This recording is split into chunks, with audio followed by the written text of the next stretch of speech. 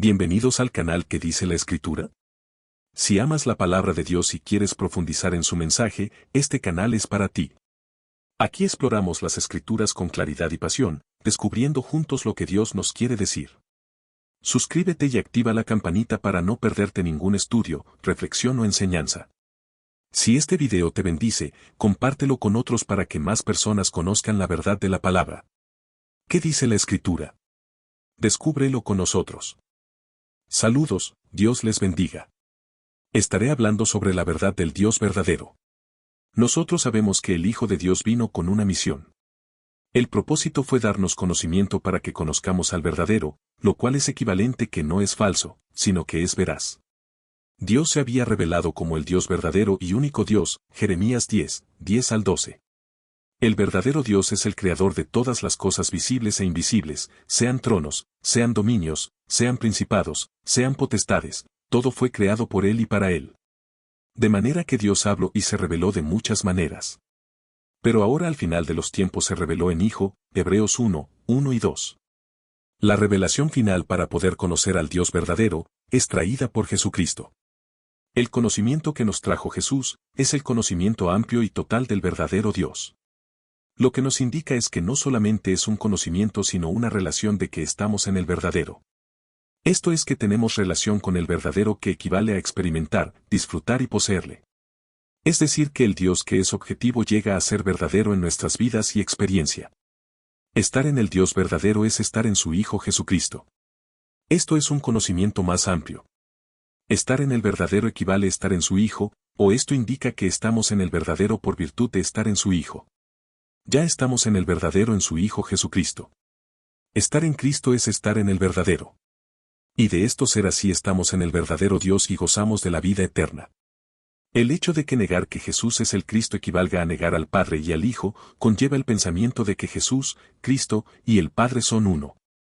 En el versículo 1 de Juan 2:22 señala que negar que Jesús es el Cristo equivale a negar al Padre y al Hijo.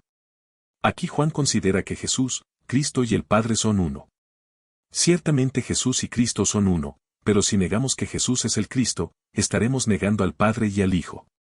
Esto es una prueba contundente de que el Padre y el Hijo son uno. Todos hemos oído que Jesús es el Cristo, pero ¿habían oído ustedes alguna vez que según 1 de Juan 2:22, Cristo es tanto el Padre como el Hijo? Es crucial que quede grabado en nosotros el hecho de que aquí Juan dice que negar que Jesús sea el Cristo equivale a negar al Padre y al Hijo. Sin embargo, hay quienes afirman que solo debiéramos decir que Cristo es el Hijo, y no que Él es el Padre y el Hijo. No obstante, en este versículo Juan indica que, si negamos a Cristo, estaremos negando al Padre y al Hijo. Si Cristo fuera únicamente el Hijo y no también el Padre, ¿cómo se explica que negar a Cristo sea equivalente a negar al Padre y al Hijo? Según este entendimiento de Cristo, negar a Cristo solo significaría negar al Hijo, lo cual no tendría nada que ver con el Padre. Pero aquí Juan dice que, si alguno niega a Cristo, niega primeramente al Padre y luego al Hijo. En 1 de Juan 2, 23 todo aquel que niega al Hijo, tampoco tiene al Padre. El que confiesa al Hijo, tiene también al Padre. Puesto que el Hijo y el Padre son uno, negar al Hijo es no tener al Padre, y confesar al Hijo es tener al Padre. Negar al Hijo aquí hace alusión a la herejía que niega la deidad de Cristo, es decir, al hecho de no confesar que el hombre Jesús es Dios. Juan dice que todo aquel que niega al Hijo tampoco tiene al Padre. Si el Hijo y el Padre no fueran uno, ¿por qué entonces se nos dice que los que niegan al Hijo tampoco tienen al Padre? En este versículo Juan añade que el que confiesa al Hijo, tiene también al Padre. Todo aquel que niega al Hijo no tiene ni al Hijo ni al Padre, y todo aquel que confiesa al Hijo, tiene tanto al Hijo como al Padre.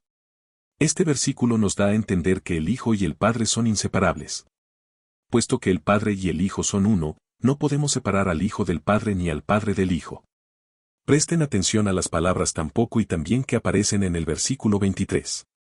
Juan dice que todo aquel que niega al Hijo tampoco tiene al Padre, y luego dice que el que confiesa al Hijo, tiene también al Padre. Estas palabras indican que el Padre y el Hijo son uno e inseparables. Por lo tanto, negar al Hijo equivale a negar al Hijo y al Padre, y confesar al Hijo equivale a confesar al Hijo y al Padre. El Nuevo Testamento nunca separa al Padre del Hijo.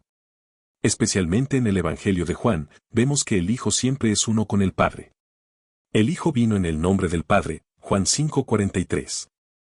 Además, el Hijo no hizo su propia obra ni su propia voluntad, no habló por su propia cuenta, no buscó su propia gloria ni se expresó a sí mismo. Al contrario, Él siempre hizo la obra y la voluntad del Padre, habló las palabras del Padre, buscó la gloria del Padre y expresó al Padre.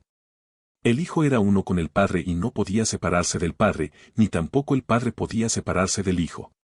Por esta razón, en esta epístola Juan recalca de manera enfática que, si tenemos al Hijo, tenemos al Padre, y que, si no tenemos al Hijo, no tenemos al Padre. Esto indica que el Padre y el Hijo son verdaderamente uno, Juan 10:30. En 1 de Juan 2:25 Juan añade, y esta es la promesa que Él nos prometió, la vida eterna. El pronombre singular, el cual se refiere al Hijo y al Padre mencionados en el versículo anterior, indica que el Hijo y el Padre son uno.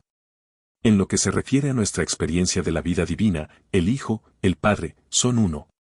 No se trata de que solamente el Hijo, y no el Padre, sea la vida eterna para nosotros, sino de que Jesús, quien es el Cristo y tanto el Hijo como el Padre, es la vida divina y eterna dada a nosotros.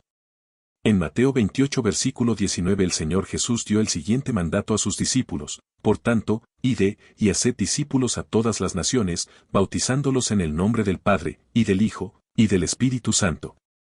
Sin embargo, cuando los apóstoles llevaron a cabo este mandato en el libro de Hechos, no se nos dice que ellos bautizaran a los creyentes en el nombre del Padre, y del Hijo y del Espíritu Santo, más bien, se nos dice que los creyentes fueron bautizados en el nombre de Jesucristo, Hechos 2:38. Esto indica que el nombre de Jesucristo equivale al nombre del Padre, del Hijo y del Espíritu Santo. Esto nos da a entender que Jesucristo es el Padre, el Hijo y el Espíritu Santo. Los apóstoles sabían que Jesucristo equivalía al Padre, al Hijo y al Espíritu. Por lo tanto, ellos cumplieron el mandato que recibieron del Señor de bautizar a los creyentes en el nombre del Padre, y del Hijo, y del Espíritu Santo bautizándolos en el nombre de Jesucristo. Este es un ejemplo que nos muestra que el Padre, el Hijo y el Espíritu son uno. Dios creó al hombre a su propia imagen con el propósito de impartirse en el hombre a fin de que llegara a ser su expresión. Sin embargo, el hombre cayó. Después de la caída del hombre, Dios mismo se hizo hombre. Fue Dios el Hijo, y no Dios el Padre ni Dios el Espíritu, quien se hizo hombre. No obstante, el Hijo vino en el nombre del Padre y con el Padre. Muchos cristianos únicamente recalcan que el Hijo vino, y pasan por alto el hecho de que el Hijo vino en el nombre del Padre y con el Padre. El Nuevo Testamento revela que cuando el Hijo vino, Él nunca dejó al Padre. El Señor Jesús dijo claramente que Él no estaba solo, porque el Padre estaba con Él. En Juan 8:29 Él dijo, porque el que me envió, conmigo está, Él no me ha dejado solo. Luego, en Juan 16:32 el Señor dijo, he aquí la hora viene, y ha venido ya, en que seréis esparcidos cada uno por su lado, y me dejaréis solo, mas no estoy solo, porque el Padre está conmigo. Durante su vida en la tierra, el Padre estaba con él. Por consiguiente, cuando el Hijo se hizo hombre, Él vivió como hombre en el nombre del Padre y con el Padre. El Señor Jesús incluso dijo que, mientras estaba en la tierra como hombre, Él estaba en el Padre y el Padre estaba en Él. En Juan 10:38 Él dijo, aunque no me creáis a mí, creed a las obras, para que sepáis y conozcáis que el Padre está en mí y yo en el Padre. Luego, en Juan 14:10 y 11 Él dijo, en respuesta a la petición de Felipe de que les mostrara el Padre, ¿no crees que yo estoy en el Padre, y el Padre está en mí? Las palabras que yo os hablo, no las hablo por mi propia cuenta, sino que el Padre que permanece en mí, Él hace sus obras. Creedme que yo estoy en el Padre, y el Padre está en mí. En esto no solo vemos la coexistencia del Padre y del Hijo, sino también la coinherencia entre el Padre y el Hijo. Esto significa que el Padre y el Hijo existen el uno en el otro, por tanto, el Padre y el Hijo coexisten en una relación de coinherencia. Puesto que el Hijo vino con el Padre y en el nombre del Padre, y puesto que Él coexiste al vivir en coinherencia con el Padre, a Él se le llama Padre Eterno, Isaías 9:6. Veamos lo que se revela acerca del Padre y el Hijo en el Evangelio de Juan 1 versículo 1 dice, en el principio era el Verbo, y el Verbo estaba con Dios, y el Verbo era Dios. Esto indica que Cristo, el Verbo, no solamente estaba con Dios, sino que Él mismo era Dios. Según Juan 1 versículo 14, el Verbo se hizo carne, lo cual quiere decir que Cristo se hizo hombre, el Dios encarnado. El Señor después afirmó en su enseñanza y predicación que Él había venido en el nombre del Padre y con el Padre. También les dijo a los judíos religiosos y a sus discípulos que Él no estaba solo, porque el Padre estaba siempre con él. Asimismo, les reveló a sus discípulos que él estaba en el Padre y el Padre en él. Dios les continúe bendiciendo.